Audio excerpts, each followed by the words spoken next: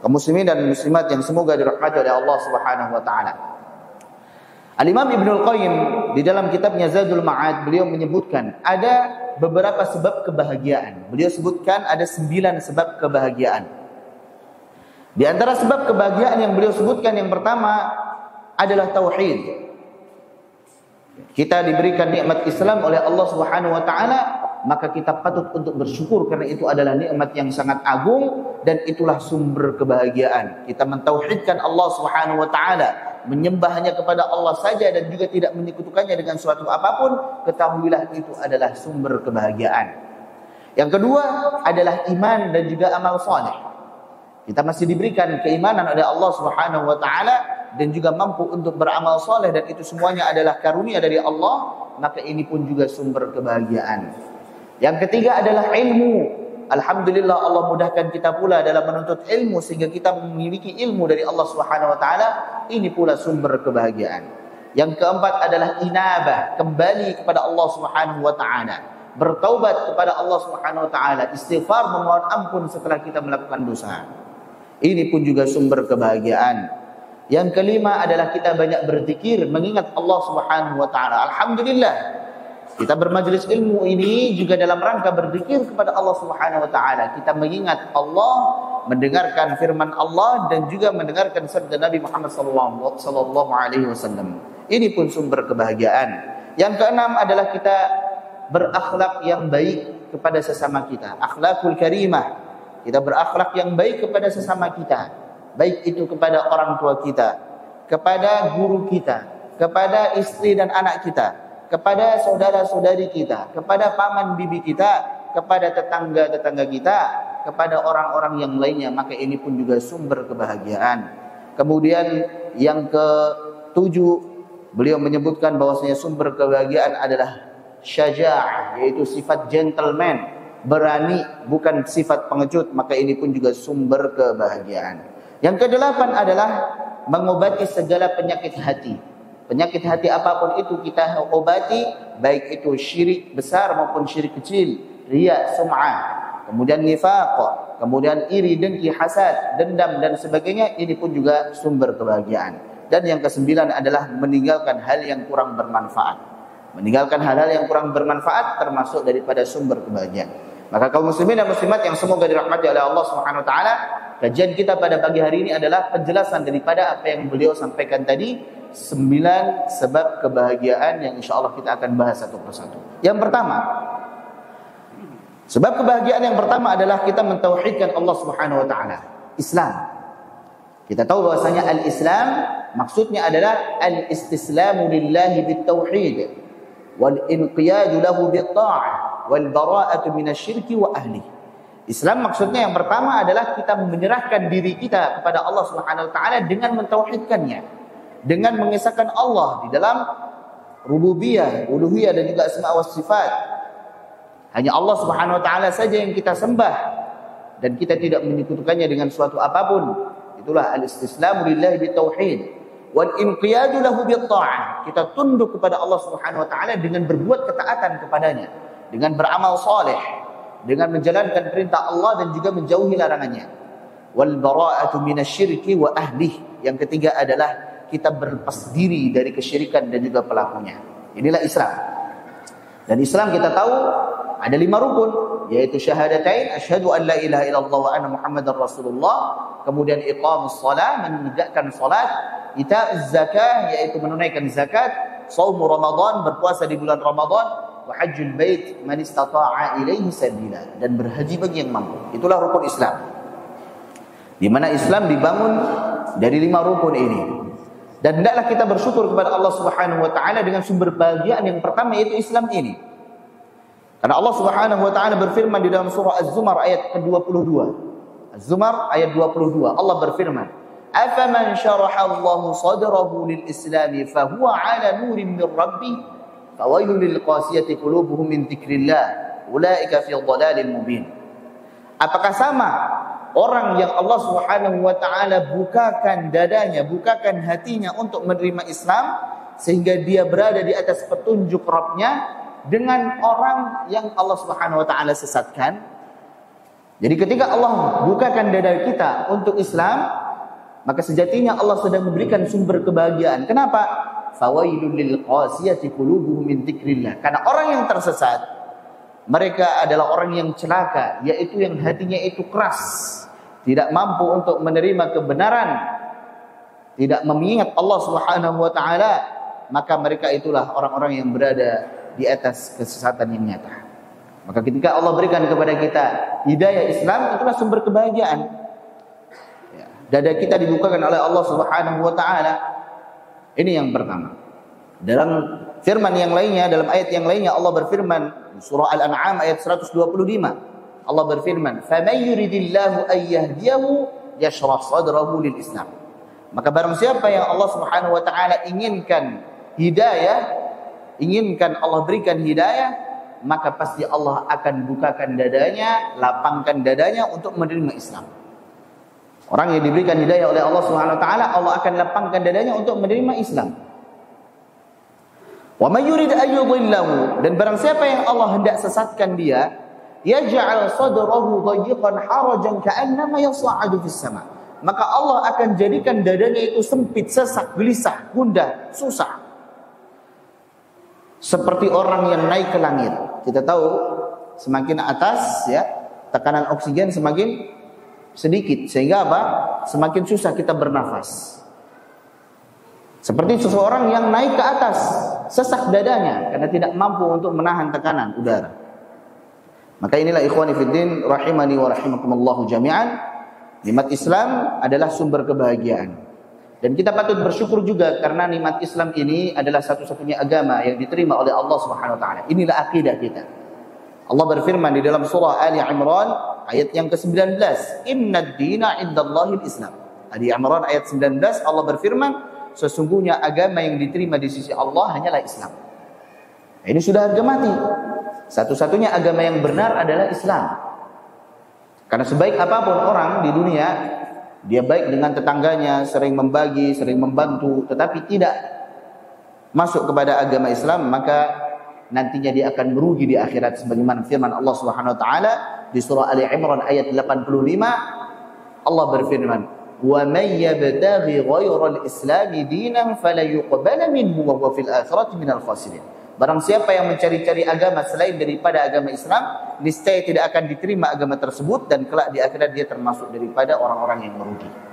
Maka kita berdoa kepada Allah Subhanahu wa taala agar Allah Subhanahu wa taala menjaga nikmat Islam tersebut di dalam diri kita sampai nanti ajal menjemput kita dan kita masih dalam kondisi beragama Islam. Sebagaimana firman Allah Subhanahu wa taala, "Ya ayyuhalladzina amanu taqullaha haqqa tuqatih wa la tamutunna illa wa antum muslimun." Wahai orang-orang yang beriman, bertakwalah kalian kepada Allah dengan sebenar-benarnya takwa, dan janganlah kalian itu mati kecuali dalam kondisi beragama Islam.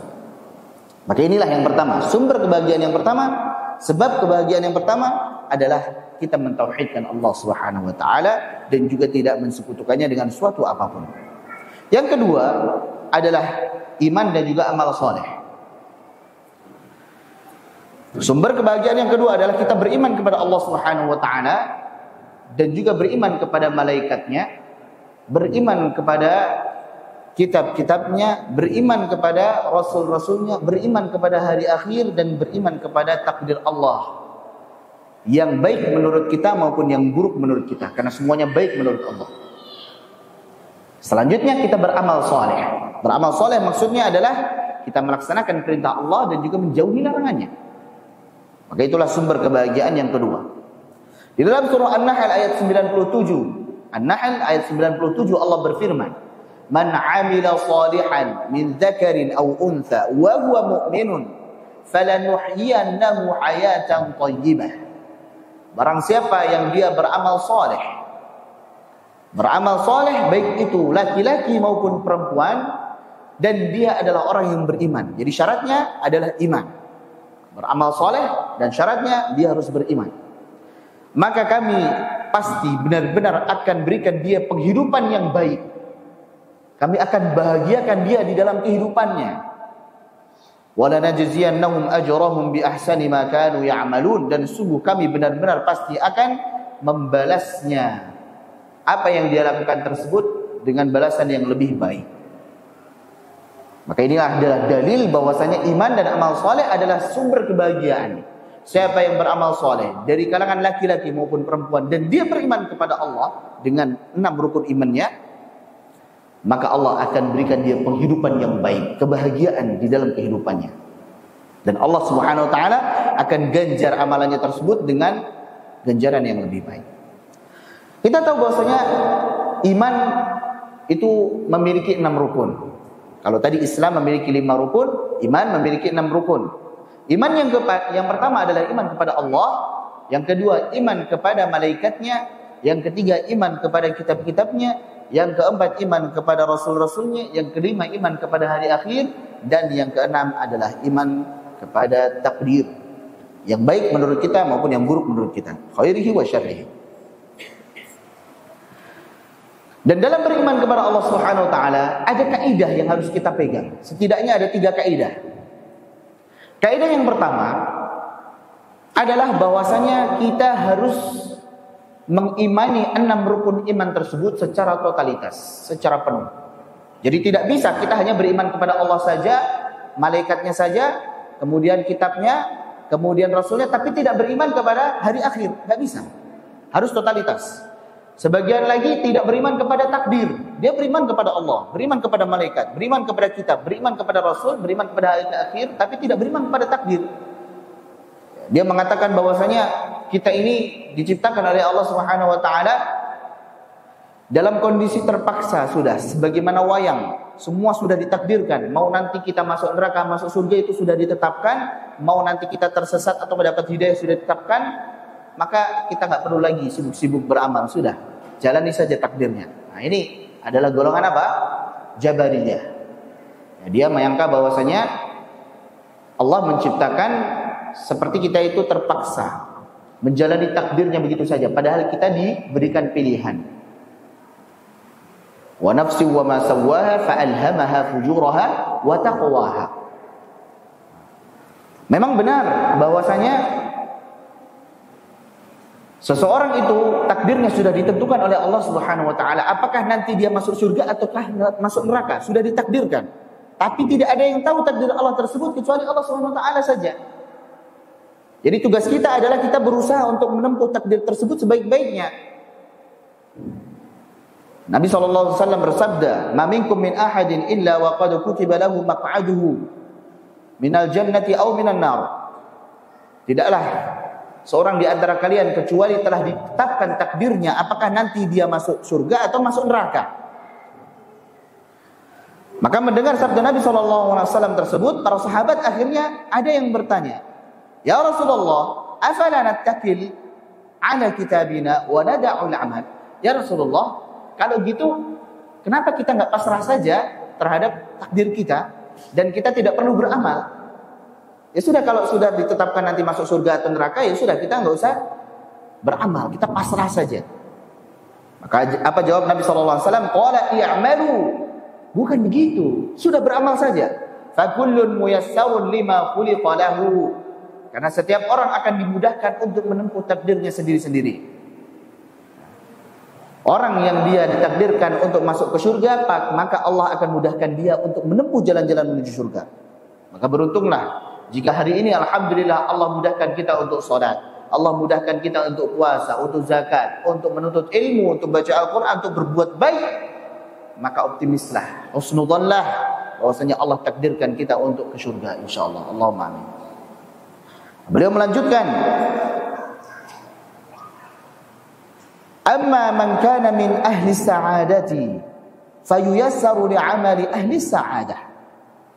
Adapun orang yang dia ditakdirkan untuk menjadi ahlu sa'adah, orang yang berbahagia, yaitu akan dimasukkan ke surga, niscaya dia akan dimudahkan untuk beramal penduduk surga, untuk beramal saleh.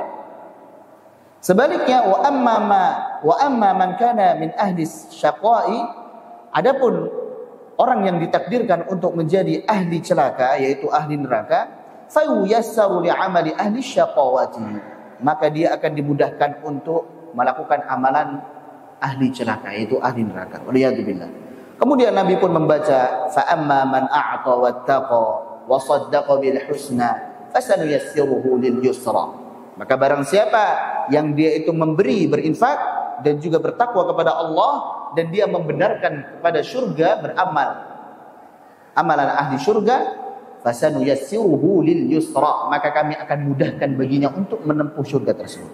Sebaliknya, wa amma man bakhila wastaghna wa kadzdzaba bil husna fasanuyassiruhu lil usra. Sebaliknya, orang yang bakhil dan juga dia mendustakan, wa kadzdzaba bil husna, dia mendustakan surga, artinya dia tidak mengamalkan amalan ahli surga. Fasanuyassiruhu lil usra, maka kami akan mudahkan dia untuk menempuh jalan ke neraka. Waliyadzubillah. Maka ini contoh daripada kaidah yang pertama, yaitu kita harus mengimani takdir secara penuh, mengimani seluruh rukun iman secara penuh. Tidak bisa kita hanya mengimani 5 saja, tidak beriman kepada yang 1 misalkan. Tidak bisa mengimani 4 saja, tidak beriman kepada yang 2 misalkan. Karena Allah berfirman, "Wa may yakfur bil imani faqad habita 'amaluhu wa huwa fil akhirati minal khasirin." Barang siapa yang dia kufur terhadap iman secara penuh, maka sungguh telah batallah seluruh amalnya dan dia termasuk dari golongan orang-orang yang merugi. Ada lagi terkait dengan takdir ini adalah golongan sebaliknya, yaitu qadariyah. Ya, dia meyakini bahwasanya Allah ciptakan kita, tapi kemudian Allah tinggalkan, sudah kita yang menempuh takdir kita masing-masing. Allah tidak tahu menahu lagi. Alhamdulillah. Maka ini pun juga salah. Maka yang benar adalah Ahlus Sunnah, kita meyakini bahwasanya Allah sudah tetapkan takdir itu, tapi kita diberikan pilihan untuk melakukan kebaikan maupun keburukan, dan itulah takdir kita. Jangan sampai seseorang ketika dia melakukan dosa, melakukan keburukan, kemudian dia mengatakan bahwasanya sudah, saya memang sudah ditakdirkan seperti ini, menjadi orang yang celaka, ditakdirkan ke neraka. Kenapa dia tidak berpikir bahwasanya sudah, saya bertobat sehingga saya perbaiki diri saya, kemudian saya berbuat baik dan akhirnya Allah mudahkan saya ke surga dan itulah takdir saya. Maka inilah terkait dengan masalah takdir tadi. Kaidah yang kedua adalah kita wajib untuk mengimani setiap rukun iman dengan totalitas. Misalkan, iman kepada Allah itu mencakup 4 hal. Yang pertama adalah kita iman kepada wujudillah, yaitu Allah itu ada. Ini membantah orang-orang ateis yang mereka mengatakan bahwasanya alam ini kita semuanya terbentuk begitu saja, sudah, tidak ada yang menciptakan. Padahal mereka meyakini meja ini saja ada yang buat. Sedangkan yang begitu besar alam semesta, langit, bumi, manusia yang begitu rumit, kok katanya tiba-tiba ada sendiri. Masya Allah, tidak masuk akal. Jadi yang pertama kita mengimani wujudullah, bahwasanya Allah itu ada. Yang kedua, kita mengimani Allah dengan mentauhidkannya.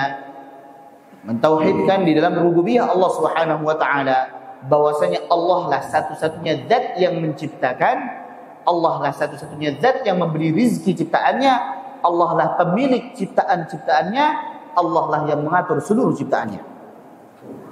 Kita mentauhidkan Allah di dalam rububiyah.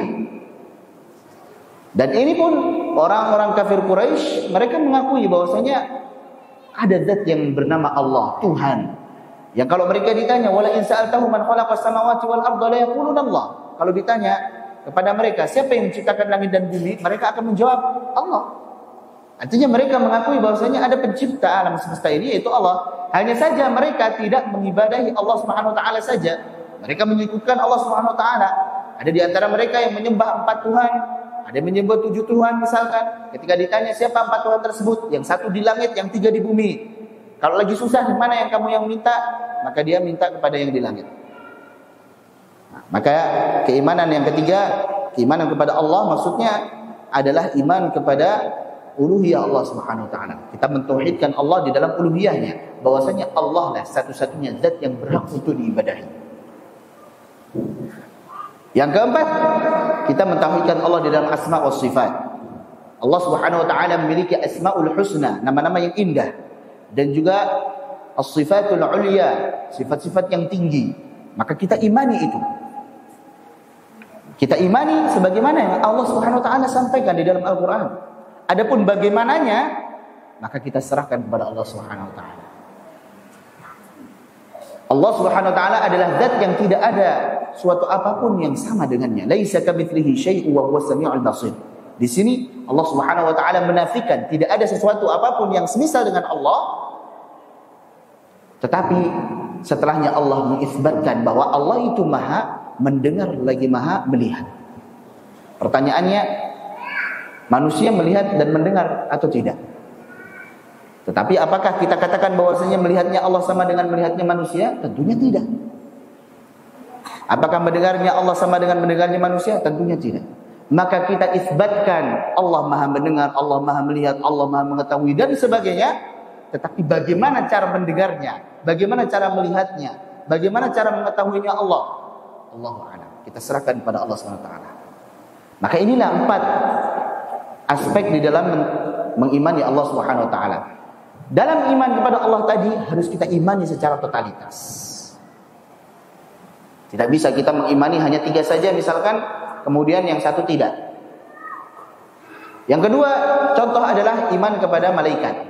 Kita harus imani secara totalitas. Malaikat diciptakan dari cahaya. Malaikat adalah makhluk yang selalu melaksanakan apa yang Allah perintahkan dan juga tidak mendurhakai Allah Subhanahu wa taala. La ya'sunallaha ma amarahum wa yaf'aluna ma yu'marun.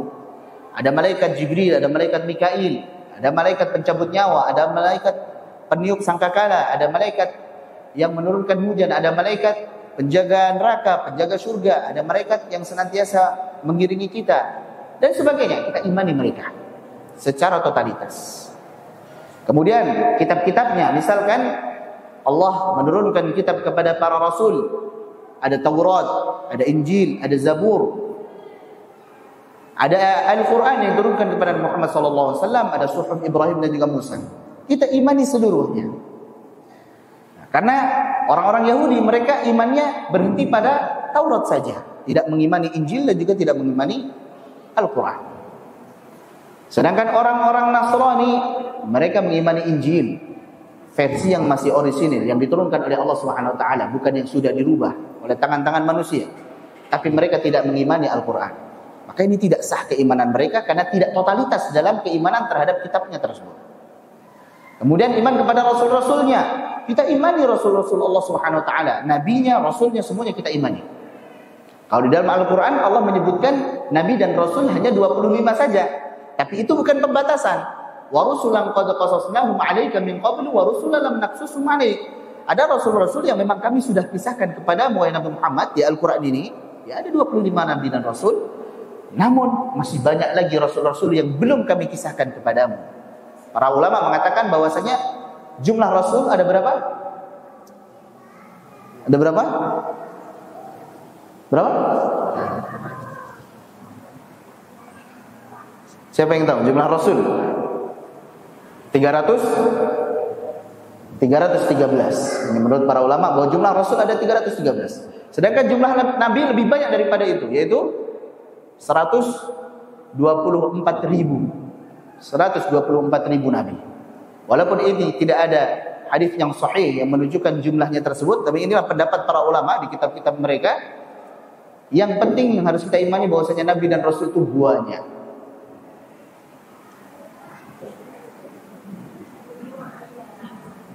Jangan sampai kita seperti orang-orang Yahudi misalkan yang mereka imannya berhenti pada Nabi Musa saja, tidak beriman kepada Nabi Isa alaihi salam, bahkan mereka ingin membunuhnya.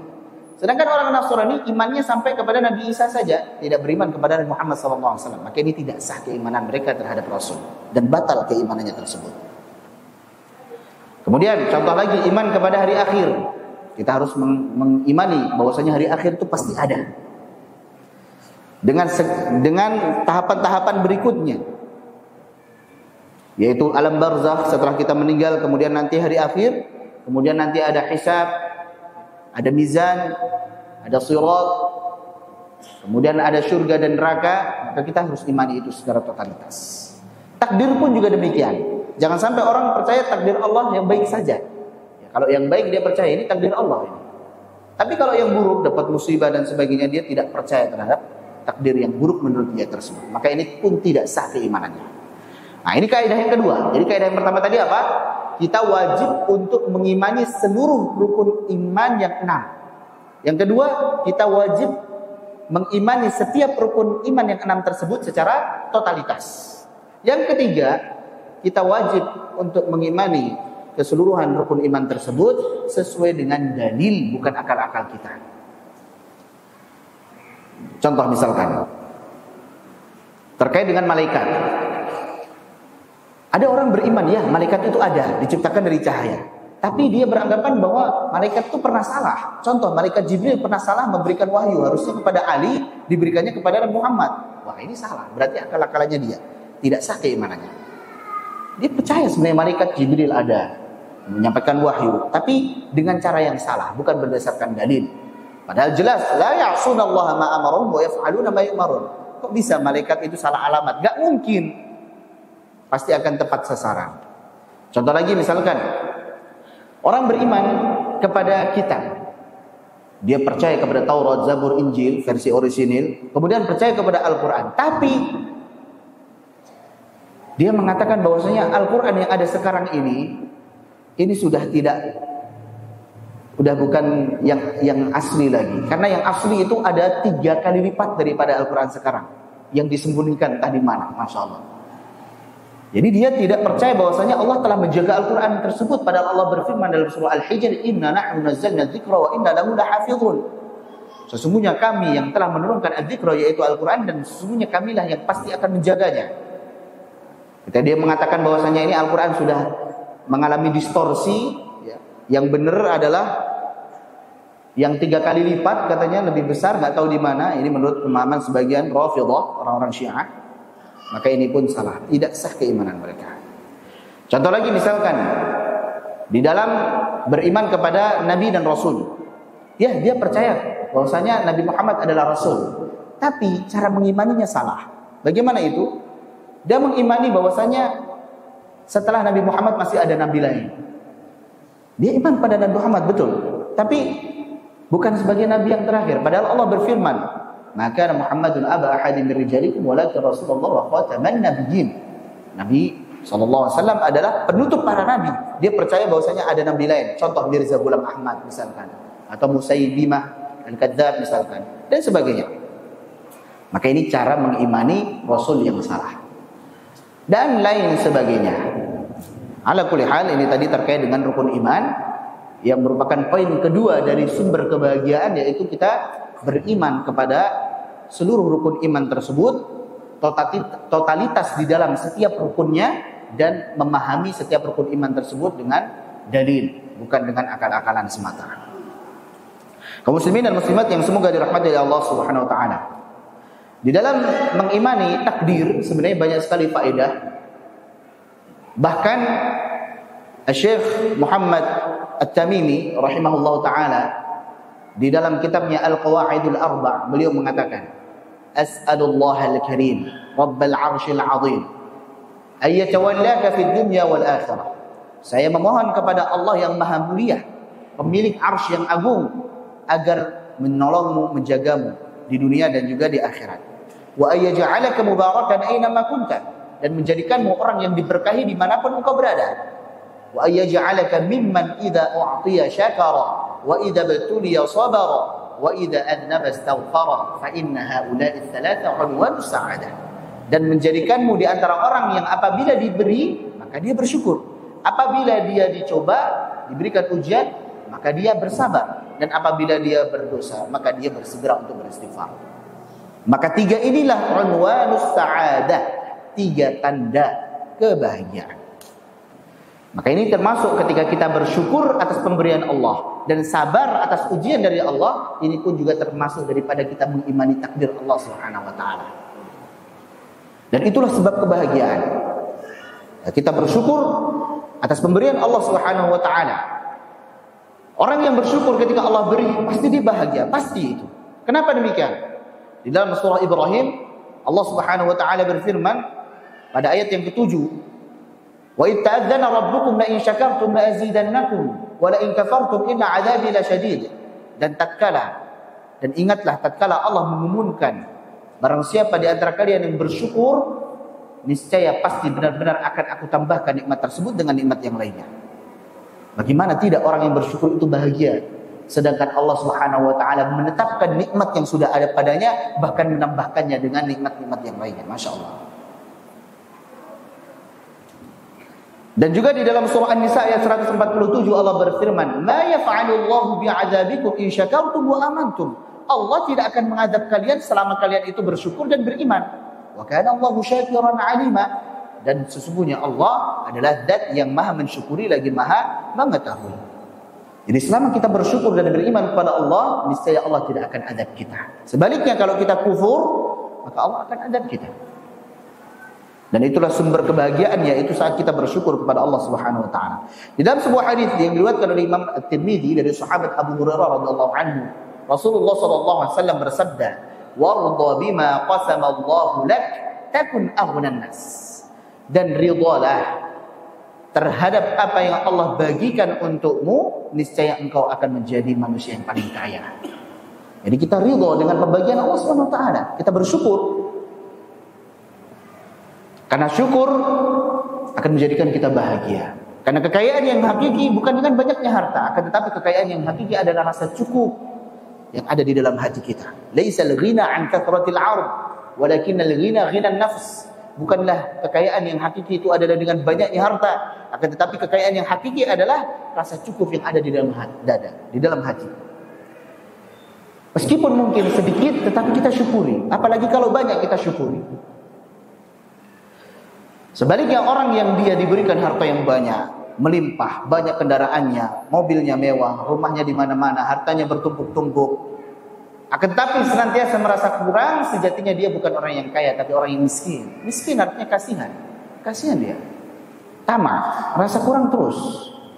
Sedangkan orang yang dia merasa cukup, dia bisa tidur nyenyak, dimanapun sandarkan kepalanya bisa tidur. Sedangkan orang yang kaya tersebut secara harta, dia susah untuk tidur karena banyak masalahnya, pusing memikirkan ini dan itu.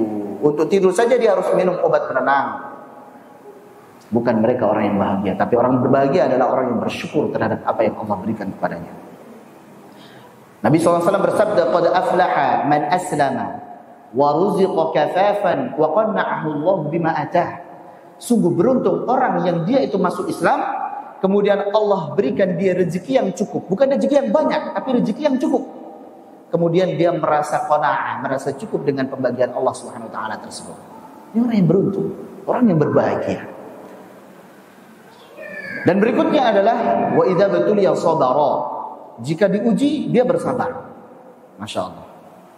Orang yang bersabar ketika diuji akan mendatangkan kebahagiaan, bahagia dia.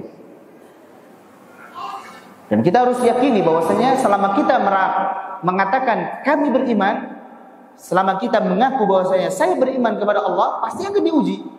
Di awal surah Al-Ankabut Allah berfirman, Alif Lam Mim, ahasiban nasu ayyutraku ayyaqulu amanna wa hum la yuftanun. Alif Lam Mim, apakah manusia itu mengira bahwasanya dia akan dibiarkan mengatakan saya beriman sedangkan dia tidak diuji? Pasti diuji. Di dalam surah Ali Imran ayat 186 Allah berfirman, la tublawunna fi amwalikum wa anfusikum wa la tasma'unna minal ladzina utul kitaba min qablikum wa minal ladzina asyraku adan katsira. Sungguh kalian pasti akan diuji pada diri kalian dan harta kalian. Dan sungguh kalian pasti akan mendengarkan hal yang tidak enak, mengganggu kalian dari orang-orang yang diberikan kitab, yaitu ahli kitab Yahudi dan Nasrani sebelum kalian, dan dari orang-orang yang melakukan kesyirikan, orang-orang syirik, musyrikin. Wa in tasbiru wa tattaqu fa inna dzalika min azmil umur. Dan apabila kalian itu bersabar dan juga bertakwa kepada Allah, niscaya itulah hal yang sangatlah diharapkan. Jadi kita pasti diuji. Tidak ada yang lepas dari ujian. Bahkan di surah Al-Baqarah ayat 155 sampai 157 Allah berfirman, وَلَنَبْلُوَنَّكُمْ بِشَيْءٍ مِنَ الْخَوْفِ وَالْجُوعِ وَنَقْصٍ مِنَ الْأَمْوَالِ وَالْأَنْفُسِ وَالثَّمَرَاتِ وَبَشِّرِ الصَّابِرِينَ. Dan sungguh benar-benar kami akan uji kalian. Selama mengatakan beriman, pasti Allah akan uji. Dengan apa Allah akan uji? Dengan perasaan takut, dengan kelaparan, juga dengan berkurangnya harta, kemiskinan, juga dengan meninggalnya sanak keluarga kita, bapak ibu kita, saudara-saudari kita, juga dengan kekurangan buah-buahan, hasil tanam dan sebagainya. wa basyiril sabirin, dan berilah kabar gembira kepada orang-orang yang sabar.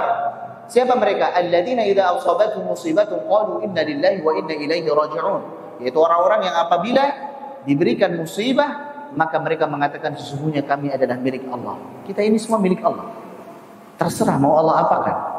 Wa inna ilaihi raji'un, dan sesungguhnya kami pasti akan kembali lagi kepada Allah Subhanahu wa taala. Kita akan dimintai pertanggungjawaban terkait apa yang kita lakukan di dunia ini.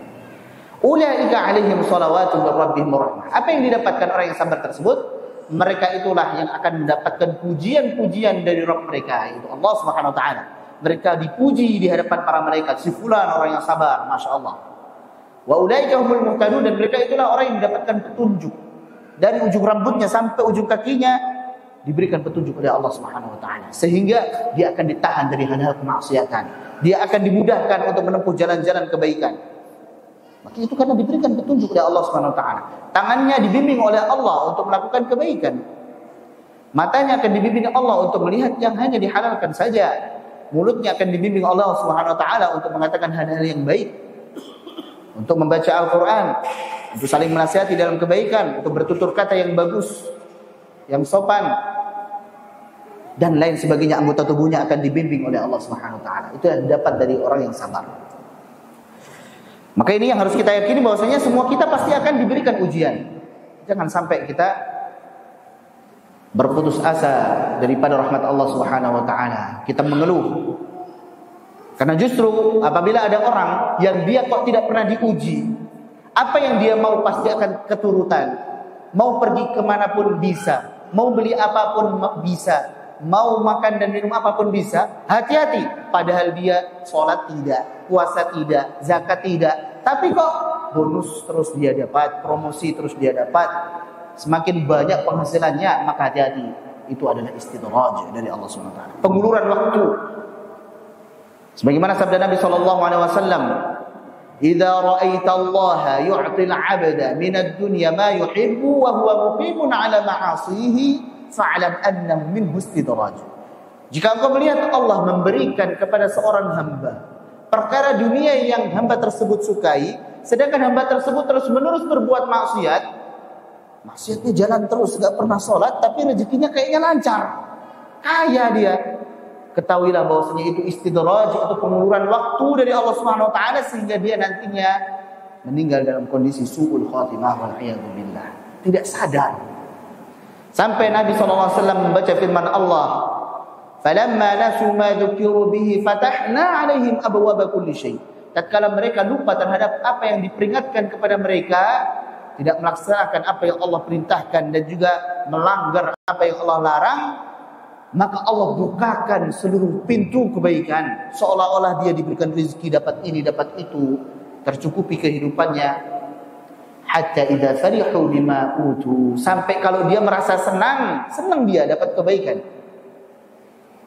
maka kemudian akhadnahum baghtatan fa idza hum mublisun. Kami akan cabut nyawanya tiba-tiba, kami akan hukum dia suul khatimah, sedangkan dia dalam kondisi berputus asa, sudah tidak ada waktu untuk bertobat lagi. Waliyadzubillah.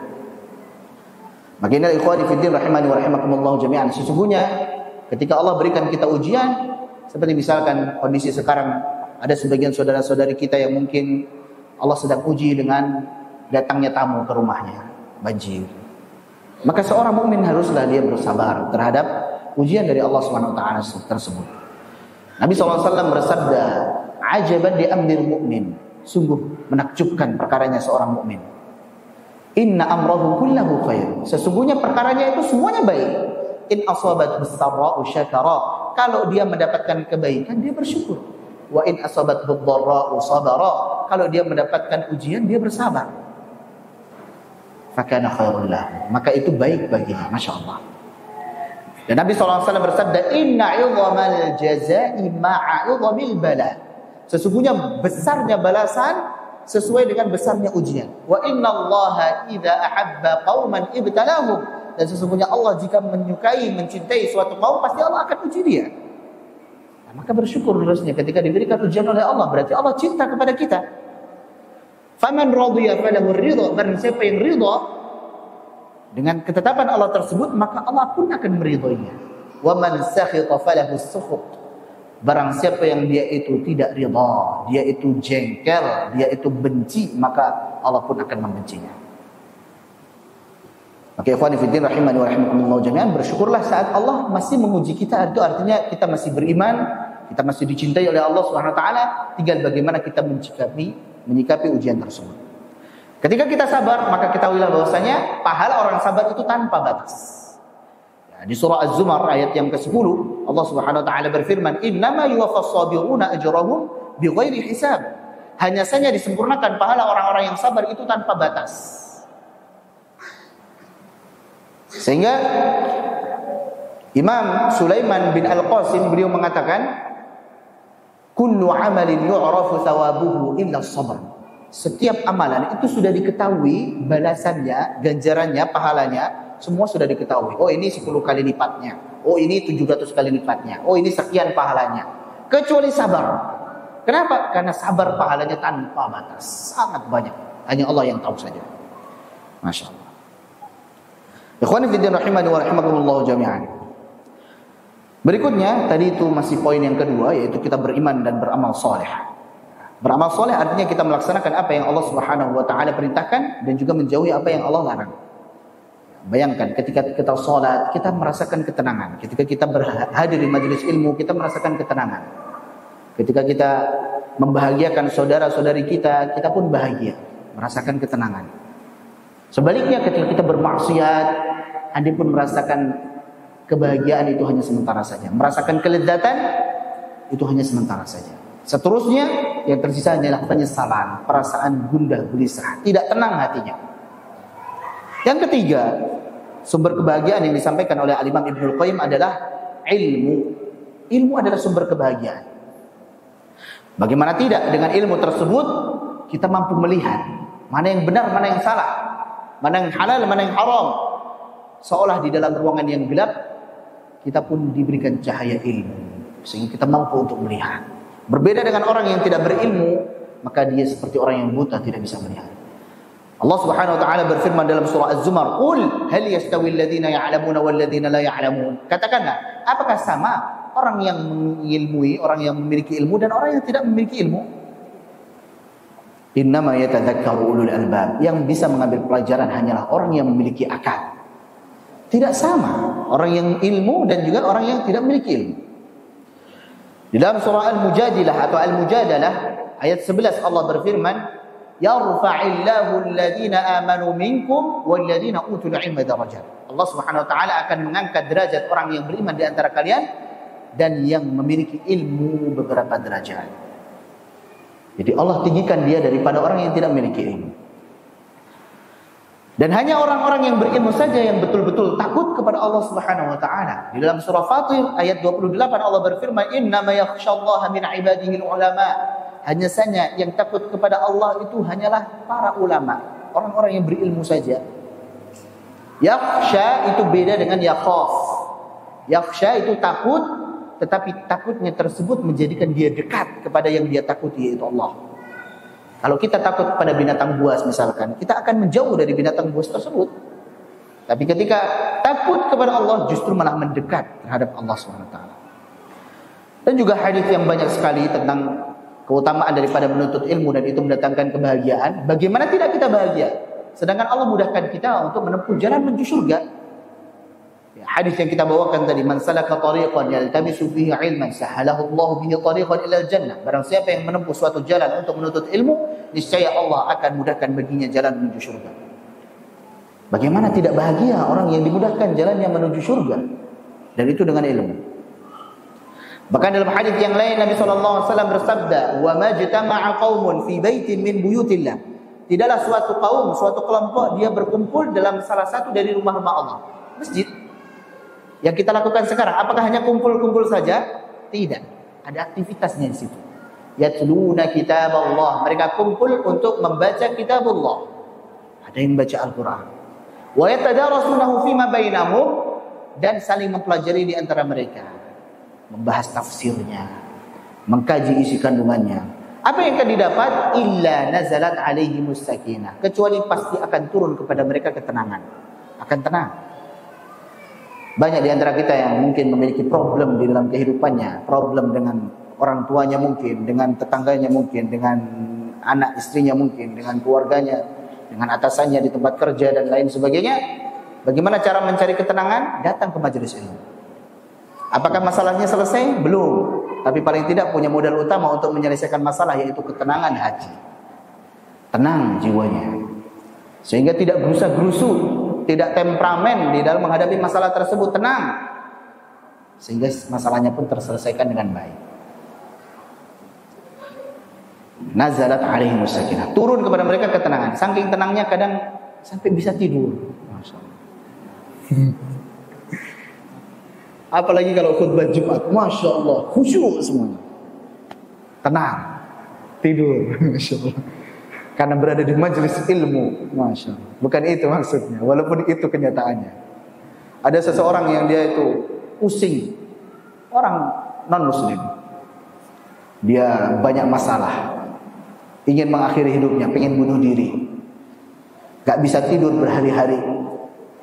Akhirnya singgahlah dia di suatu tempat yang ternyata itu masjid. Dengerin kajian, gak sengaja dengerin kajian, ternyata bisa tidur.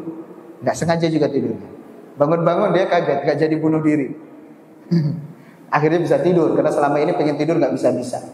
Ditanya tadi apa itu kajian Islam, akhirnya masuk Islam dia. Islam mendatangkan kebahagiaan, ketenangan. Orang gak bisa tidur, datang ke majelis ilmu, tidur dia. Tapi bukan itu maksudnya. Nazalat alaihimus sakinah wa ghasyiyatuhumur rahmah, dan mereka akan diliputi oleh kasih sayang Allah Subhanahu wa taala. Kalau Allah sudah sayang kepada kita, apa yang kita minta Allah kasih. Kalaupun enggak dikasih, ada hikmah yang memang Allah jaga kita. Misalkan kalau dikasih ini nanti orang jadi sombong nih, jangan dikasih. Allah jaga kita dari hal yang mudarat. Ya, kita saja manusia di mana kita memiliki keterbatasan. Kalau sudah sayang kepada anak, misalkan anak minta apa, kita berusaha penuhi. Padahal belum punya duit, tapi kita berusaha penuhi. Ini manusia dengan segala keterbatasannya. Apalagi Allah Subhanahu wa taala, Zat yang Ar-Rahman Ar-Rahim, Maha Pengasih lagi Maha Penyayang, Al-Ghani, Maha Kaya lagi. Kita minta apa saja Allah kasih. Selama memang itu nantinya mendatangkan maslahat untuk kita. Jadi kalau ada mudaratnya, Allah tahan. Disimpan nanti buat di akhirat. Wa hafathumul malaikah, mereka akan dinaungi oleh malaikat. Dalam hadis yang lain Nabi SAW bersabda, wa innal malaikata la tad'u ajnihataha li talibil ilmi ridwan bima yasna'. Dan para malaikat itu mereka mengepakkan sayap mereka untuk menaungi para talibul ilmi, penuntut ilmu, karena ridha dengan apa yang mereka perbuat. Jadi ada malaikat di sini, kita harus yakini itu. Yang keempat adalah wa dzakarahumullahu fi man 'indah. Dan Allah akan menyebut-nyebut nama mereka di kalangan makhluk yang ada di sisinya, yaitu para malaikat. Oh, si fulan hadir di majelis ilmu, Masya Allah. Ya. Mungkin kita tidak ada yang kenal di lingkungan kita. Siapa sih Bapak fulan, Ibu fulan? Tidak ada yang kenal. Bukan orang yang memiliki kedudukan yang tinggi, bukan orang yang kaya. Tapi antum semuanya terkenal di sisi para malaikat. Oh, si fulan ini hadir di majelis ilmu. Jadi orang kalau dia belajar, haruslah dia ikhlas. Tidak perlu lagi mengharapkan pujian manusia. Apalagi yang diharapkan, sedangkan Allah sudah memujinya di kalangan para malaikat. Sudah terkenal kita, nggak usah memperkenalkan diri lagi.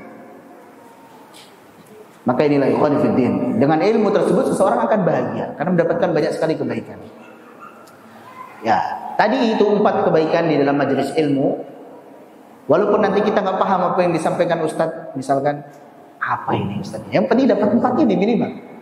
Dapat ketenangan, dikasihi Allah, dinaungi malaikat, disebut oleh Allah di kalangan para malaikat. Walaupun nggak paham apa yang nanti disampaikan, dapat 4 keutamaan. Jadi nggak ada ruginya kita hadir di majelis ini.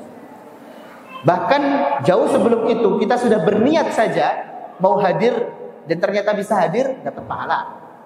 Mau hadir tapi tidak jadi hadir karena ada halangan, juga dapat pahala niat. Innallaha katabal hasanati wassayyiati tsumma bayyana dzalik. Sesungguhnya Allah sudah menulis kebaikan dan juga keburukan, kemudian Allah jelaskan, Allah rincikan hal tersebut. Faman hamma bihasanatin falam ya'malha katabaha Allahu 'indahu hasanatan kamilatan. Barang siapa yang dia berniat ingin melakukan kebaikan tapi kok enggak jadi karena ada halangan.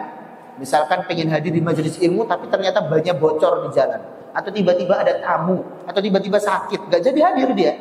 Sudah dapat pahala niat. Satu kebaikan sudah ditulis.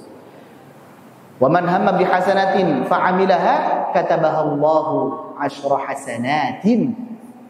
Kalau dia mampu untuk merealisasikan niat kebaikannya tersebut, ditulis kebaikan minimal berapa? 10 kebaikan. Itu sudah menjadi keistimewaan umat Nabi Muhammad. Man jaa'a bil hasanati falahu 10 amsalihha. Barang siapa yang beramal soleh satu saja, pahalanya minimal 10. Kalau keburukan, satu keburukan diganjar satu keburukan. Tapi kalau kebaikan, satu kebaikan diganjar minimal 10 kebaikan. Sebagian amalan lagi ila 700 dha'fin, sampai 700 kali lipat. Infak misalkan. Wa ila adha'afin katsira, sampai pada bilangan yang tidak terhingga, lipat ganda yang sangat banyak. Seperti sabar tadi misalkan. Nah, maka ini bersyukur. Itulah kenapa kita harus bersyukur jadi umat Nabi Muhammad. Karena meskipun secara umur nominalnya kita sedikit, tetapi Allah berikan keberkahan. Sekali beramal kebaikan, pahalanya 10 kali lipat. Masya Allah. Selanjutnya, kita pun harus yakin bahwasanya ilmu itu lebih baik daripada harta. Kenapa demikian? Ini sebagaimana wasiat daripada sahabat Ali bin Abi Thalib kepada Kumail bin Ziyad. Beliau mengatakan, ya Kumail bin Ziyad, wahai Kumail bin Ziyad, al-qulubu aw'iyatun, hati itu adalah wadah. Fa khairuha aw'aha, maka hati yang paling baik adalah yang paling luas untuk menampung. Seseorang yang Masya Allah, Allah berikan kebaikan, ibaratkan misalkan ada lembah, macam-macam ukuran lembah tersebut, menampung airnya berdasarkan ukuran lembah tersebut. Maka yang paling luas tampungannya itulah yang paling baik. Hati yang paling luas untuk menerima kebaikan itulah hati yang paling baik. Ihfaz ma aqulu lak, hafalkanlah apa yang akan aku katakan kepadamu. An-nasu thalathatun, manusia itu ada 3 macam. Fa'alimun rabbani, yang pertama adalah seorang alim rabbani. Seorang alim, orang yang berilmu, yang dia ikhlas hanya untuk Allah Subhanahu wa taala saja di dalam menuntut ilmu. Wa muta'allimun ala sabili najatin, dan juga orang yang menuntut ilmu di atas jalan keselamatan. Kalau pertama tadi ulama, yang kedua penuntut ilmu. Yang ketiga, wa hamajun ri'aun atba'u kulli na'i'in yamiluna ma'a kulli rihin. Yang ketiga adalah orang awam secara umum, di mana mereka tidak memiliki sandaran yang kokoh, akan senantiasa melenceng berdasarkan arah angin. Orang kemana ikut, pokoknya ikut kebanyakan orang. Lam yastadhi'u binuril ilmi, tidak menerangi diri mereka dengan ilmu. Walam yalja'u ila ruknin wathiqin, dan tidak bersandar kepada sandaran yang kuat, yaitu sandaran ilmu. Al-ilmu khairun minal mal, ilmu itu lebih baik daripada harta. Kenapa bisa? Al-ilmu yahrusuka wa anta tahrusul mal, karena ilmu yang akan menjagamu sedangkan kamu jaga harta. Nah, kita kalau punya duit itu kita jaga betul-betul ya. Masukin kantong kadang masih dikunci lagi, Masya Allah. Kita jaga harta tersebut. Tapi kalau ilmu menjaga kita, menjaga dari sesuatu yang haram, sehingga kita selamat daripada jurang kemaksiatan. Sebaliknya kalau harta kita yang harus menjaganya. Al-ilmu yarfu 'ala al-'amal wal malu tanqusuhu an-nafaqah. Ilmu semakin dia diamalkan akan bertambah ilmu tersebut. Semakin dia dikeluarkan akan bertambah ilmu tersebut. Enggak ada ceritanya orang yang mengajarkan ilmu kok ilmunya kurang, enggak ada. Pasti akan bertambah terus. Bahkan terkadang Allah bimbing saat dia mengajar. Terkadang ada ustadz yang dia bingung, ini gimana cara jelasinnya ya? Ternyata Allah bimbing. Kadang ini masih bingung, ini apa ya? Pas ngajar Allah bimbing, tiba-tiba paham, tiba-tiba. Masya Allah. Sebaliknya harta akan berkurang kalau dikeluarkan. Kita punya uang 1 juta, dikeluarin 100, ya berkurang secara nominal. Kecuali yang diinfakkan, maka itu akan menjadi tabungan kita di akhirat. Wa mahabbatul alimi dinun yudanu biha, mencintai seorang alim itu merupakan bagian dari agama yang Allah akan ganjar dengannya. Kalau kita belum bisa menjadi seorang yang baik, maka minimal kita cintai orang yang baik agar kita kecipratan kebaikannya. Al-ilmu yuksibul alima ta'ata fi hayatihi wa jamilal ukhudati fi ba'da mautihi. Ilmu itu akan menjadikan orang yang berilmu tersebut berbuat taat saat hidupnya. Karena dia punya ilmu, tahu mana perintah, mana larangan. Akhirnya akan berbuat taat kepada Allah. Bahkan setelah dia mati, yang tersisa adalah sebutan-sebutan yang baik. Oh, si fulan Masya Allah, si fulan Masya Allah. Karena ilmunya tersebut. Dia orang yang baik karena mengamalkan ilmunya. Sebaliknya wa sani'atul mali tazulu bizawalihi. Apa yang dihasilkan dari harta itu pasti akan musnah seiring dengan habisnya harta tersebut. Misal, kita pengen beli ini, pengen beli itu, kalau duitnya habis ya nggak bisa beli lagi. Sebaliknya, kemudian selanjutnya beliau mengatakan mata khuzanul amwali wa hum ahya. Orang yang menimbun harta sejatinya dia telah mati meskipun dia masih hidup. Orang yang pelit, dia nimbun harta, orang berharap ini orang pelit banget ya, nggak mati-mati dia. Pas mati senang, akhirnya mati juga atau orang pelit itu. Penimbun harta, dia bakhil, maka diharapkan kematiannya. Dia masih hidup pun seolah-olah udah mati, nggak ada yang ingat dia. Sebaliknya, wal ulama baquna ma baqiyad dahr. Orang-orang alim, para ulama, mereka senantiasa akan kekal selama zaman ini masih ada, selama belum kiamat. Masya Allah, antum kalau semuanya renungkan Nabi Muhammad sallallahu alaihi wasallam, seolah-olah kayak masih hidup, senantiasa disebut setiap harinya, didoakan. Itu umur keduanya itu. Ini para ulama, seorang alim. Kita masih kenal Imam Bukhari, Imam Muslim, Imam Syafi'i, Imam Abu Hanifah, Imam Ahmad bin Hanbal, Imam Malik, disebut terus nama mereka. Umur kedua. Kalau tadi orang yang tidak memiliki ilmu, penimbun harta, bakhil, masih hidup saja diharapkan kematiannya. Ini sudah meninggal tapi Masya Allah seperti masih hidup. Allah berfirman, Inna nahnu nuhyil mauta wa naktubu ma qaddamu wa atharuhum. Sesungguhnya kami menghidupkan orang yang mati dan kami tulis apa yang telah dia kerjakan, amalan-amalannya, wa atharuhum, dan bekas-bekasnya. Masya Allah. Jadi amalan kita itu dihitung. Bekas-bekas kita juga dihitung oleh Allah Subhanahu wa taala. Kitab yang kita tulis kemudian nantinya akan dibaca oleh generasi setelah kita, diamalkan, kita dapat pahala. Kemudian video kita yang ketika kita meninggal disimak oleh orang, pengajaran kita yang kemudian diikuti oleh orang, kemudian orang tersebut mengamalkan sampai generasi berikutnya, kita masih dapat pahala. Itu umur yang kedua. Akan Allah catat itu bekas-bekas kebaikan kita. Masih disebut, namanya masih harum meskipun badannya sudah berkalang dengan tanah. Masya Allah. Maka inilah yang kita harapkan. Nabi SAW bersabda, "Idza mata ibnu Adam inqata 'amaluhu illa min thalath." Jika anak Adam itu meninggal, maka seluruh amalnya akan terputus kecuali 3 hal. Yang pertama ilmun, shadaqatun jariyah. Yang pertama sedekah jariyah. Sedekah jariyah selama dimanfaatkan oleh orang, kita sudah meninggal, selama belum kiamat kita masih dapat pahalanya tersebut. Yang lainnya putus. Sedekah jariyah masih ngalir. Kita meninggal masih ngalir pahala, dapat rantai pahala terus. Kemudian yang kedua, ilmu yuntafa'u bihi, ilmu yang bermanfaat, ilmu yang kita ajarkan kepada anak kita ngajarkan kepada orang lain lagi. Jangan pernah remehkan.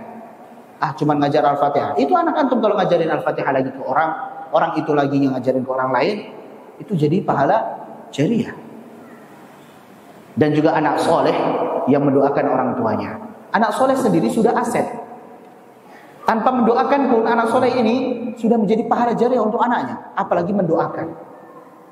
Maka ini ikhwani fiddin rahimani wa rahimakumullah jami'an. Dengan ilmu kita bahagia. Karena ketika kita hidup, kita akan dibimbing oleh Allah. Ketika kita meninggal pun, kita masih mendapatkan kebaikan-kebaikan. Yang keempat, masih ada banyak. Yang keempat adalah kita inabah, kembali kepada Allah Subhanahu wa taala, istighfar, bertaubat kepada Allah Subhanahu wa taala. Allah berfirman di dalam surah An-Nur ayat 31. Wa tubu ila Allahi jami'an ayyuhal mu'minuna la'allakum tuflihun. Dan bertobatlah kalian semuanya wahai orang-orang yang beriman, tidak peduli antum berdosa atau tidak, selama antum beriman tobat saja. Kembali kepada Allah. Untuk apa kita bertaubat? La'allakum tuflihun, agar kalian itu bahagia. Kita bertobat sejatinya kita sedang menempuh jalan kebahagiaan. Orang yang dia berdosa, mengakui kesalahannya, menyesal, kemudian akan mengganti keburukannya tersebut dengan kebaikan, akhirnya lebih dekat kepada Allah Subhanahu wa taala, sejatinya dia sedang berbahagia. Kondisinya lebih baik daripada dia sebelum berdosa. Karena setelah berdosa tersebut dia bertaubat kepada Allah, kembali lagi kepada Allah Subhanahu wa taala. Kita tentunya sering mendengar kisah daripada Al-Hasan Al-Basri. Suatu ketika datang kepada beliau seseorang yang mengeluhkan, di negeri saya sedang terjadi paceklik. kemarau panjang, tidak turun hujan. Maka apa wasiat daripada Imam Al-Hasan Al-Basri? Beristighfarlah. Ada orang lagi, dia datang mengeluhkan, saya miskin, tidak punya harta. Maka Al-Hasan Al-Basri pun mengatakan istighfarlah. Yang ketiga mengatakan, saya tidak punya anak, tidak punya keturunan, doakan saya supaya punya keturunan. Maka Al-Hasan Al-Basri mengatakan istighfarlah. Yang keempat, kebun saya kering, bagaimana? Maka Al-Hasan Al-Basri pun mengatakan istighfarlah. Maka para sahabatnya pun heran, kamu menjawab dengan jawaban yang sama padahal pertanyaannya berbeda.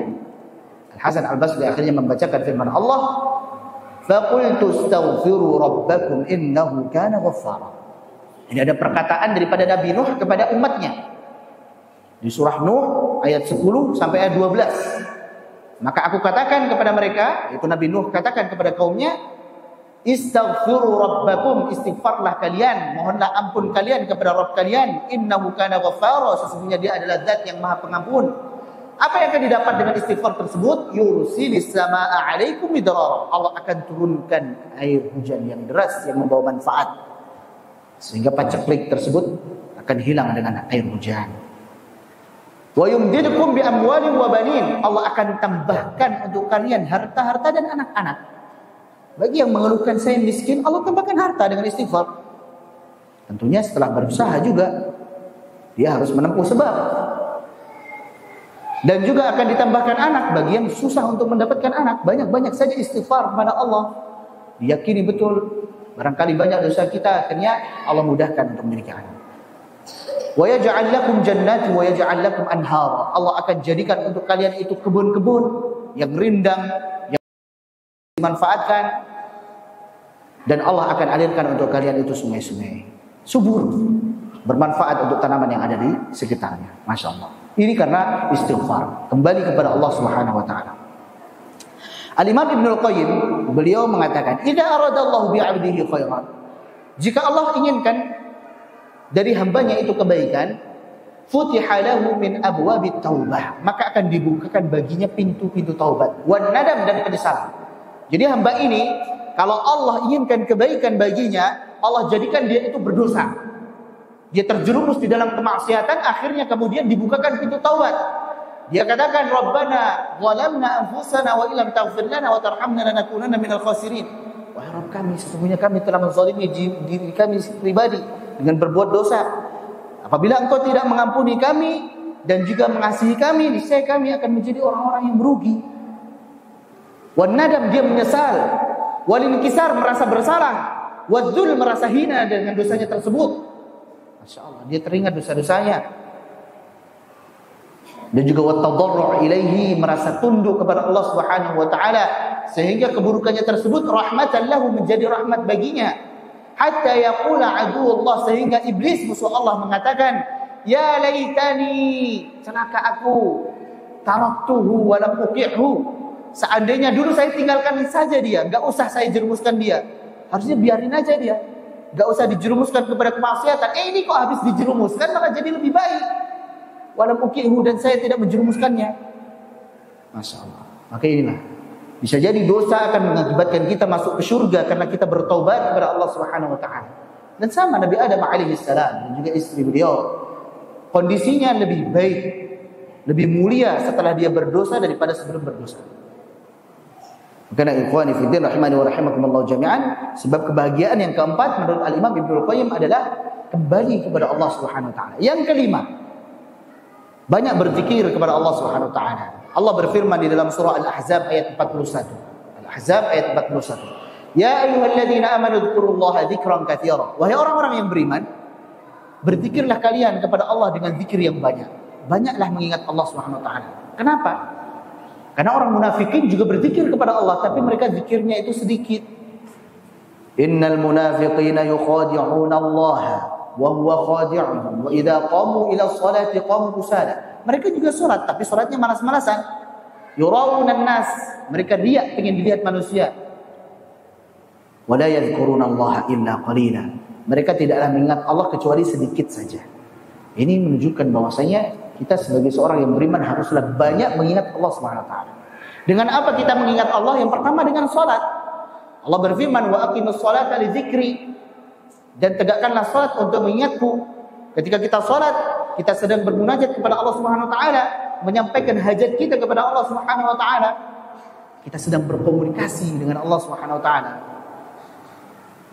Dan Rasulullah sallallahu alaihi wasallam senantiasa mengatakan kepada Bilal, "Ya Bilal, arihna bis shalah." Wahai Bilal, istirahatkanlah kami dengan salat. Azan ya Bilal, azan. Karena dengan salat tersebut jiwa kita akan tentram. Kita istirahat dari penatnya dunia. Maka salat mendatangkan kebahagiaan. Dan di antara zikir juga adalah kita membaca Al-Quran tentunya. Bukan hanya membaca huruf per hurufnya saja, tapi mentadaburi isi kandungannya. Karena Al-Quran diturunkan bukan hanya dibaca huruf per hurufnya saja. Ya, dibaca huruf per hurufnya tanpa kita tahu artinya mendatangkan 10 kebaikan setiap hurufnya. Tapi bukan itu tujuan Al-Quran diturunkan. Lebih daripada itu, Al-Quran diturunkan untuk ditadaburi, dipahami isinya, kemudian diamalkan isinya. Allah berfirman dalam surah Shad ayat 29, "Kitabun anzalnahu ilaika mubarakun liyadabbaru ayatihi wa liyatadzakkara ulul albab." Al-Quran adalah kitab yang Allah turunkan kepada Nabi Muhammad SAW. Untuk apa diturunkan? Agar mereka mentadaburi ayat-ayatnya dan agar orang yang memiliki akal itu dapat mengambil pelajaran. Di antara zikir juga adalah tahlil, la ilaha illallah. Tidak ada yang melarang kita itu tahlil. Bagus tahlil. Tasbih, subhanallah. Tahmid, alhamdulillah, takbir, Allahu akbar. Ini di antara zikir. Kita perbanyak zikir kepada Allah Subhanahu wa taala. Lanjut, masih banyak tapi waktunya terbatas, kita ringkas saja. Yang keenam, sebab kebahagiaan adalah kita berakhlak yang baik kepada sesama kita. Dalam sebuah hadis dari sahabat Abu Hurairah yang diriwayatkan oleh Al-Imam Al-Baihaqi, Rasulullah sallallahu alaihi wasallam bersabda, "Innama bu'ithtu liutammima makarimal akhlaq." Hanya saja saya itu diutus untuk menyempurnakan akhlak. Yang tadinya buruk jadi baik, yang baik makin baik. Itulah tujuan diutusnya Nabi sallallahu alaihi wasallam. Dan Nabi ketika ditanya, hal apa yang paling menyebabkan kita masuk kepada surga, beliau menjawab, taqwallah wa husnul khuluq, yaitu bertakwa kepada Allah dan berakhlak yang baik. Dengan siapa kita berakhlak yang baik? Yang pertama tentu dengan orang tua kita. Kalau sekarang kita dalam kondisi yang mungkin hidupnya itu berantakan, sepertinya susah, setiap menghadapi masalah sepertinya nggak selesai-selesai, maka lihat hubungan kita dengan dua orang tua kita, apakah baik atau tidak? Apakah kita berbakti kepada kedua orang tua kita atau tidak? Allah Subhanahu wa taala menukil perkataan daripada Isa ibnu Maryam alaihi salam dalam surah Maryam, "Wa barran biwalidati wa lam yaj'alni jabbaran syaqiyya." Saya adalah orang yang berbakti kepada ibu saya. Karena saya berbakti kepada ibu saya, maka Allah tidak menjadikan saya orang yang celaka, orang yang sengsara. Mafhum mukhalafahnya, kalau kita berbakti kepada kedua orang tua kita, maka kita adalah orang yang bahagia. Masya Allah. Maka antum perhatikan, orang-orang yang sukses adalah orang yang mereka itu hubungannya dengan orang tuanya bagus, direstui oleh orang tuanya, sehingga mudah jalannya. Ini yang pertama, berakhlak yang baik dengan sesama. Yang pertama dengan orang tua kita, dengan guru-guru kita. Masya Allah, tidaklah kita bisa seperti ini sekarang, melainkan setelah pertolongan dari Allah adalah karena bimbingan guru kita. Ingat dengan guru-guru kita, doakan kebaikan untuk mereka. Al-Imam Ahmad senantiasa mendoakan gurunya, yaitu Al-Imam Syafi'i, tidak pernah lupakan di dalam doanya. Saya tidak pernah melupakan nama Syafi'i di dalam doa saya, kata Al-Imam Ahmad rahimahullah ta'ala. Doakan kebaikan untuk mereka. Kalau guru kita lemah, maka kita bantu.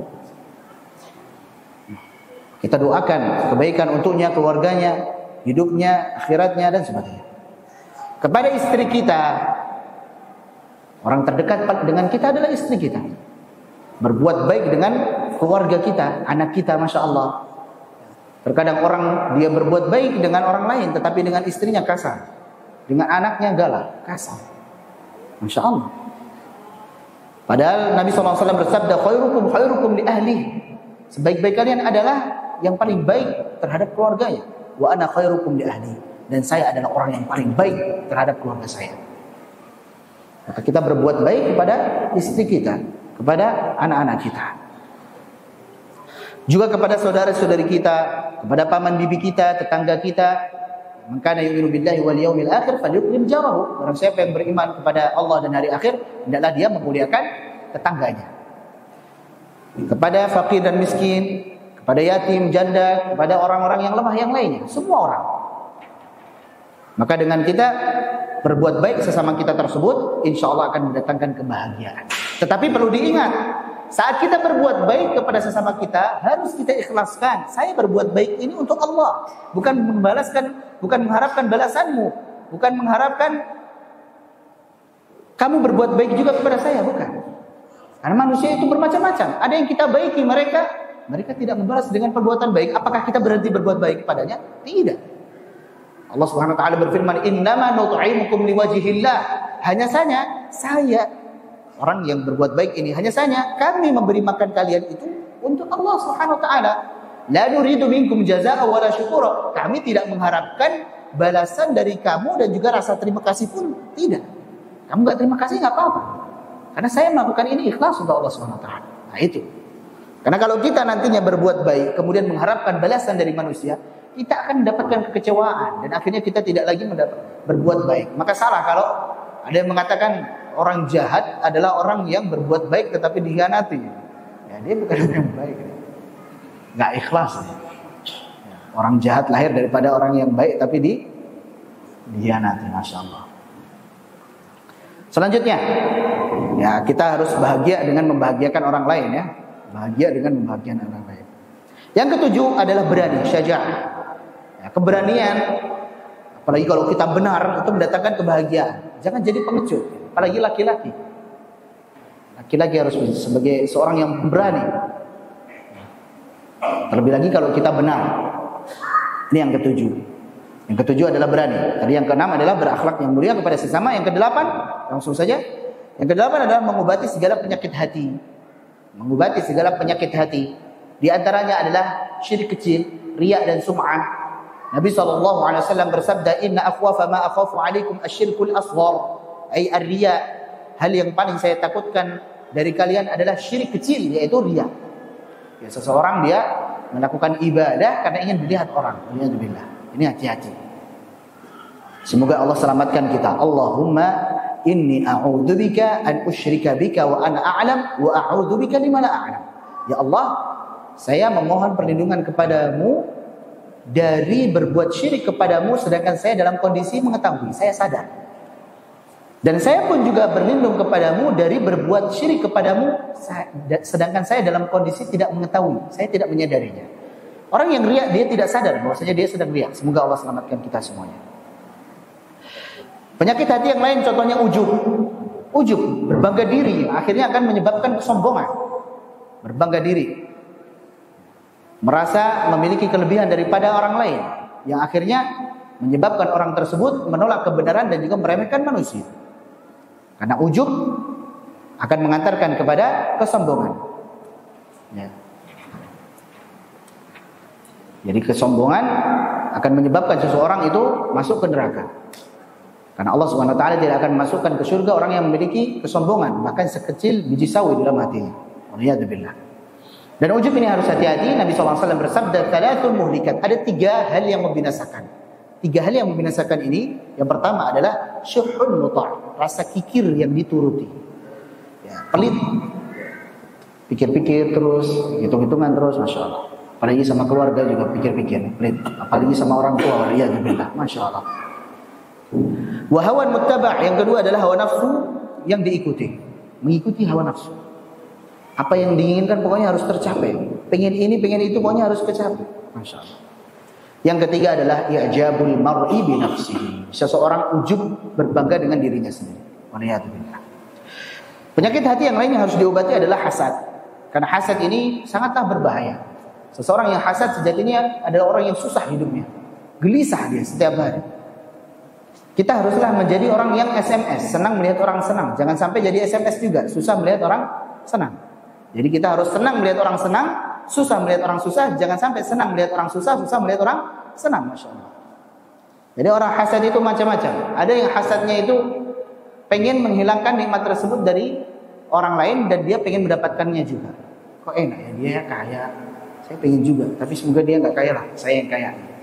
Dan hasad ini biasanya selevel nih, pedagang sama pedagang, pebisnis sama pebisnis, tukang beca sama tukang beca. Nggak mungkin ini hasadnya sama yang lain nggak?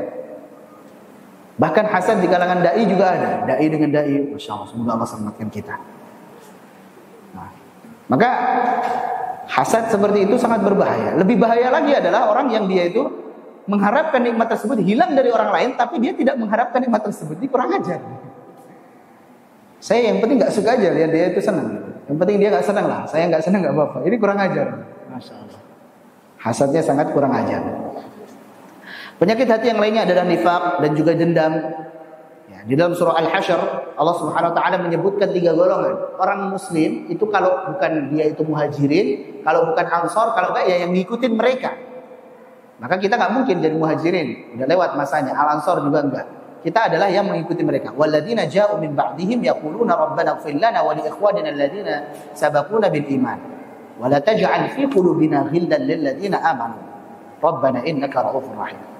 Adapun orang-orang yang datang setelah mereka, setelah muhajirin dan ansor, mereka mengatakan Rabbana ighfir lana, wahai Rabb kami ampunilah kami, wa li ikhwanina alladziina sabaquna bil iman, dan juga orang-orang atau saudara-saudara kami yang mendahului kami dengan keimanan yang sudah meninggal. Wa la taj'al fi qulubina ghillan lil ladzina amanu, dan jangan jadikan di dalam hati kami ini rasa dongkol, rasa dendam terhadap orang-orang yang beriman.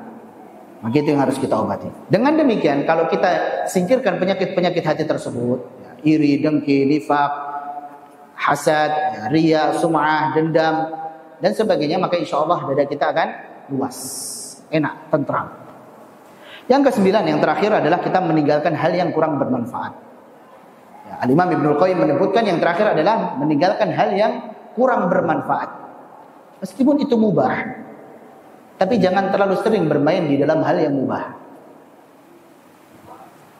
Apalagi yang syubhat, nantinya akan terjerumus kepada keharaman. Nabi SAW bersabda, min husni islamil mar'i tarkuhu ma la ya'nihi. Di antara kebaikan keislaman seseorang adalah dia meninggalkan apa yang tidak bermanfaat baginya. Ini kan boleh ya, kurang manfaat. Sia-sia waktu antum, nanti di akhirat nyesel. Kenapa waktu yang begitu banyak antum tidak gunakan untuk berzikir kepada Allah, untuk mengaji, untuk berbuat baik, untuk sholat dan sebagainya. Nyesel nanti. Giliran sudah mati, sudah dibangkitkan, dihitung amalannya, nyesel. Jadi secukupnya saja. Ya, jangan sampai kita itu fudul, banyak melakukan hal yang tidak bermanfaat. Baik itu banyak melihat, mendengar, sering lihat berita, mendengar berita, mengikuti setiap yang viral, Masya Allah. Habis waktunya. Debat, banyak ngomong, banyak salahnya. Kecuali memang banyak ngomongnya adalah membaca Al-Quran. Nah, ini juga ada pelajaran juga ini. Katanya laki-laki dalam setiap hari dia berbicara sekian kata. Perempuan dalam satu hari dia berbicara sekian kata. Intinya lebih banyak dari laki-laki. Akhirnya perempuan ini, mohon maaf ibu-ibu ya, akhirnya harus banyak ngomong. Akhirnya sering ngomelin suaminya. Masya Allah. Cara ngilanginnya dari banyak ngomong tersebut adalah banyak baca Al-Quran. Itu berpahala itu. Jadi kan emang harus ngomong saat gitu. Ya udah baca Al-Quran itu. Dialihkan kepada baca Al-Quran. Sama yang laki-laki juga. Nah, yang heran juga laki-laki tapi banyak ngomong. Jadi banyak ngaji saja, banyak ngaji. Dialihkan kepada ngaji. Jangan banyak dan makan dan minum. Ya, mubah memang, tapi wala tusrifu, jangan berlebihan. Ya, kalau banyak minum akhirnya ngantuk, malas untuk beribadah, mager. Ya, mager. Berikutnya adalah berlebihan dalam bergaul. Ya, kasratul mukhalatah. Banyak bergaul, nongkrong sini nongkrong sana, terus ziarah ke sini ziarah sana, sering banget sampai kadang yang diziarahi nggak nyaman gitu. Ini main terus ini, saya mau ini nggak bisa, saya mau itu nggak bisa. Nabi memberikan tips. Ya. Apa tipsnya? Zur hibban tazdad hubban. Berziarah itu jarang-jarang, selang-selingin lah, jangan tiap hari. Ketemu terus bosan juga. Tazdad hubban, saya akan menambahkan kecintaan. Jadi jarang-jarang saja. Tapi alhamdulillah pas. Semoga bermanfaat. 9 pesan daripada Al-Imam Asy-Syafi'i tadi, Al-Imam Ibnu Qayyim afwan. 9 sebab kebahagiaan daripada Imam Ibnul Qayyim di dalam kitabnya Zadul Ma'ad. Semoga bermanfaat. Kalau ada pertanyaan silahkan, kalau bisa saya jawab, kalau tidak bisa nanti silahkan tanya kepada ustaz yang lainnya. Nah, tafadhal. Satu saja.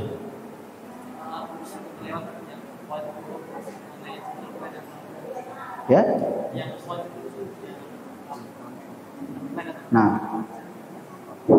Nah, ya secara umum saja. Jadi ya berani, intinya kita berani menghadapi masalah. Ya nggak mesti laki-laki ya, perempuan juga harus berani karena benar. Jangan jadi pengecut intinya.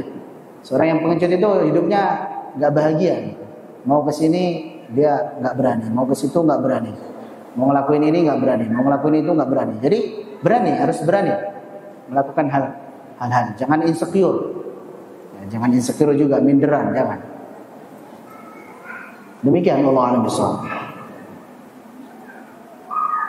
Baik, cukup insyaallah. Nah, barakallahu fikum, semoga bermanfaat. Mohon maaf apabila ada salah dalam penyampaian. Itu datangnya kekurangan daripada diri kami pribadi dan bukan dari syaitan. Jika ada yang bermanfaat, silahkan diamalkan. Semoga menjadi pahala jariah untuk kami dan guru-guru kami. Allahumma amin. Kita tutup. Subhanakallah bihamdik. Asyhadu an la ilaha illa anta astaghfiruka wa atubu ilaik. Wassalamualaikum warahmatullahi wabarakatuh.